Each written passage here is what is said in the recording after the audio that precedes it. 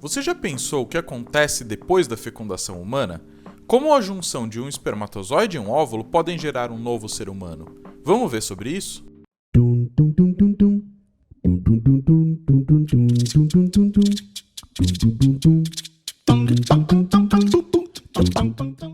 Bem-vindo, alunos e curiosos de plantão. Meu nome é Tarek e hoje nós vamos falar sobre a embriologia, a primeira parte. Vamos dividir essa aula em duas partes, então fiquem atentos, pois a aula 2 virá na sequência dessa, para você não perder nada. E agora que você já está avisado, vamos começar com o estudo. Nós humanos pertencemos a um grupo específico de vertebrados que possui uma estrutura chamada placenta, os famosos placentários.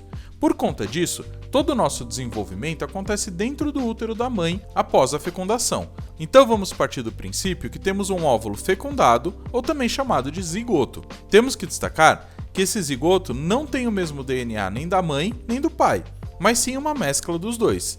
E ele é uma célula formada pela fusão de um espermatozoide haploide, um óvulo haploide, e ele será então um zigoto diploide. Esse zigoto irá se formar nas trompas de Falópio e vão sofrer uma série de mitoses para aumentar o número de células. Essas mitoses são chamadas de clivagens, até que exista uma grande quantidade dessas células, o suficiente para termos uma fase chamada de mórula. As células que formam essa massa chamada mórula têm o nome de blastômeros. Essa mórula irá, durante o seu trajeto até o útero, ser bombardeada por uma série de líquidos que irão entrar no meio dela e fazer uma espécie de cavidade interna. Esse processo se chama cavitação. Quando essa cavidade interna é formada e temos um conjunto de células formando uma bola oca, temos a formação de um blastócito. No blastócito, temos duas partes bem distintas e importantes para o futuro do embrião. Uma parte chamada trofoblasto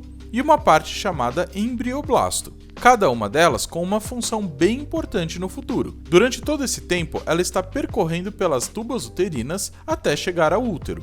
Quando ela alcança o útero, esse blastócito irá se fixar no endométrio, utilizando o trofoblasto como células de fixação. Esse processo de implantação do blastócito no endométrio dura em média 7 dias.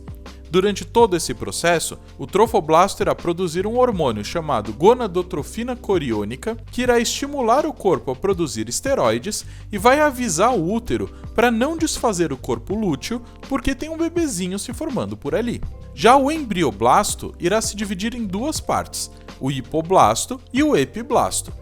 E junto com eles, durante os próximos dias, irá se formar a cavidade amniótica e o saco vitelino. O hipoblasto e o epiblasto são também chamados de folhetos germinativos, porque eles no futuro irão formar todas as estruturas do seu corpo. A partir daí, temos um processo chamado de gastrulação. Nesse período, o epiblasto irá se dobrar em cima do hipoblasto, se enrolando como se fosse uma massa de pão, formando uma cavidade interna com uma pequena saída, que nós vamos falar já para que serve. Ali tem uma divisão do embrião em 3 folhetos, a mesoderme, ectoderme e endoderme.